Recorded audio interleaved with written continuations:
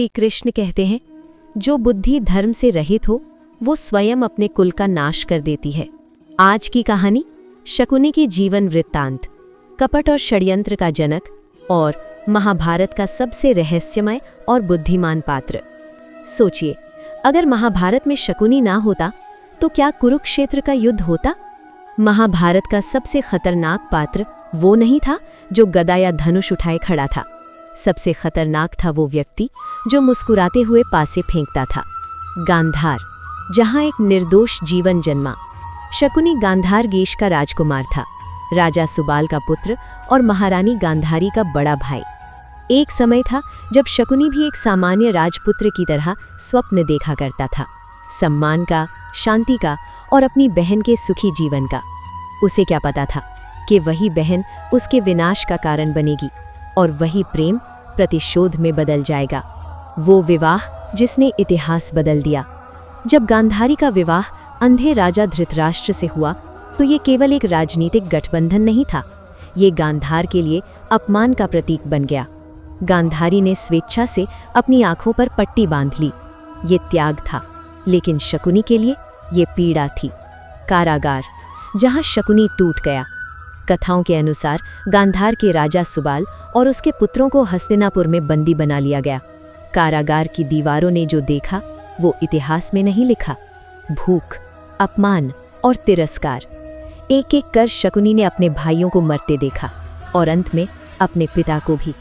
मरते समय राजा सुबाल ने कहा, हस्तिनापुर को नहीं, अपने अपमान को समाप्त करना। लेकिन उस क्षण शकुनी सुन नहीं पाया। उस दिन उसके हृदय में प्रतिशोध ने जन्म लिया, एक मुस्कान के पीछे जलता हुआ जहर। जब शकुनी कारागार से बाहर आया तो वो जीवित था, लेकिन भीतर से खाली हो चुका था। उसने प्रतिज्ञा की, हस्तिनापुर का पतन। लेकिन वो जानता था तलवारें ये युद्ध नहीं जीतेंगी, इसलिए उसने चुना बुद्धि का मार्ग, कपट का मार्ग, षड्यंत्र का मार्ग। हस्तिनापुर, जहां मामा बना रणनीतिकार। हस्तिनापुर में शकुनी एक स्नेही मामा बनकर आया। दुर्योधन के कंधे पर हाथ रखकर उसने कहा, तुम्हारा अधिकार छीना गया है। ये वाक्य दुर्योधन के मन में अग्नि बनकर उतर गया। धीरे धीरे ईर्ष्या ने जन्म लिया, अहंकार ने आकार लिया और द्वेष हथियार बन गया। द्यूत सभा, जब धर्म हार गया। शकुनी जानता था युधिष्ठिर सत्य से पीछे नहीं हटेगा। द्यूत सभा में पासे शकुनी के हाथ में थे, लेकिन दांव पर पूरा धर्म था। राज्य हार गया, भाई हार गए और अंत में द्रौपदी का सम्मान। उस क्षण शकुनी की मुस्कान सबसे भयानक थी, क्योंकि अब युद्ध निश्चित हो चुका था। दुर्योधन, मोहरा या शिकार? शकुनी दुर्योधन का मार्गदर्शक था या उसे जानबूझकर विनाश की ओर ले जा रहा था? शायद दोनों।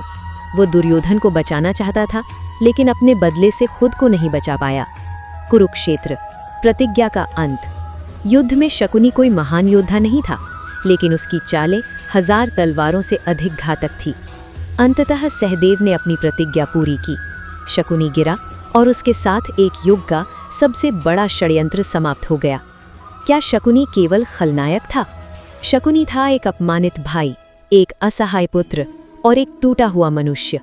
उसकी भूल ये नहीं थी कि वो बुद्धिमान था, उसकी भूल ये थी कि उसकी बुद्धि धर्म से रहित थी। श्री कृष्ण कहते हैं, जो बुद्धि धर्म से रहित हो वो स्वयं अपने कुल का नाश कर देती है। महाभारत का युद्ध कुरुक्षेत्र में नहीं, शकुनी के मन में जन्मा था।